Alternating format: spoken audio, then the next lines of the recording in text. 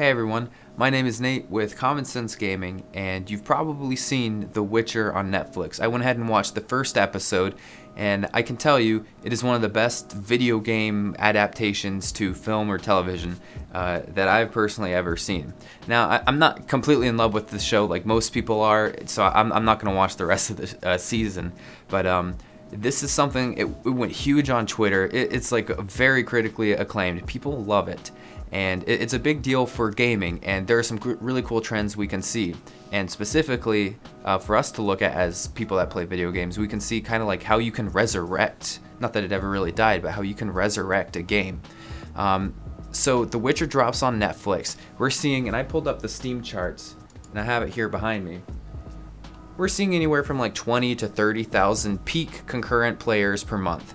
So that's going to be at like the best of the all-time high for that month, which is pretty good. And when the game dropped, we saw like 90,000 people as the all-time max, and that's a lot of people. That's a pretty successful game. So many years have passed now. It's been like 5 years since the launch of the video game, The Witcher 3, and this TV show drops out of nowhere. And so what do we see? We see The Witcher 3 hit its all-time concurrent player peak on Steam. Over 100,000 people playing at once. Now that is something that it should be promising, kind of, to like if you have a favorite video game, if you have a franchise that you really care about.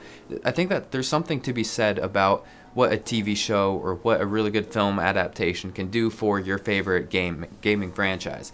And you guys know me personally from my background on my main channel that, I don't know if you can see the YouTube plaque, but that comes from a YouTube channel I run called Nateson. And it's all about the video game Overwatch. And Overwatch is a game where you can kind of look at it like The Witcher 3, where, you know, it comes out, everyone knows what it is, most people have played it, but of course, just as time goes on, it's the way things go, there's not as many players. But a really cool TV show, and Overwatch definitely could fit this, like where they have an animation adaptation to TV, or do like a series or something like that, a movie. And these types of things can happen and completely boost a player base to what it's never seen before. And I know we kind of spin this into Overwatch because I know for me it's my favorite, and it seems like such an easy thing to do, where the characters are set up, the world is set up. Now we just need to get a story going that's adapted for like a Netflix series or whatever, and you can push these player bases like through the roof.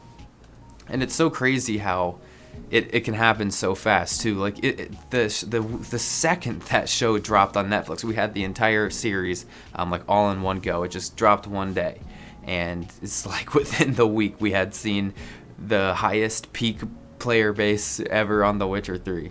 And that's really big, and I think companies can maybe see this. And for all we know, you know, if you come from Nateson or coming here, so we'll keep talking Overwatch.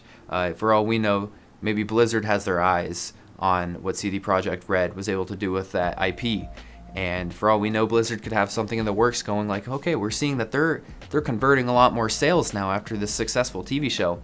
Maybe we should start looking into doing that. Like, that could be in the works for all we know. And even, you know, whatever franchise it is, maybe it's the Fear franchise. That's a random old one. I'm pulling out the book. Maybe it's Left 4 Dead. You know, Half-Life, Portal. Of course, those, you're pulling on my heart now, all my favorite games. This is something that's very real, and I think it's very cool. And when specifically looking at The Witcher, I'm just very happy for the Witcher fan base that they got a great TV show. And that's something we don't see very often when, you know, whether it's going both ways, when a film tries to adapt to games, you'll see a lot of fails. Unfortunately, the Star Wars like community has been screwed over so many times by that. They've had a couple gems, of course, and lately with Fallen Order being one of the good ones. There's been so many crossovers that have just absolutely failed when one tries to cross over to the other form of media.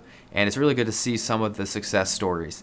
And I know we mentioned that in my last video here. It's good to highlight some of the success stories. And yeah, I'm really happy that we had a good video game to TV adaptation, because this is only a gateway drug. You know, this is going to lead to more. And I saw it, they're already like re-upping season 2.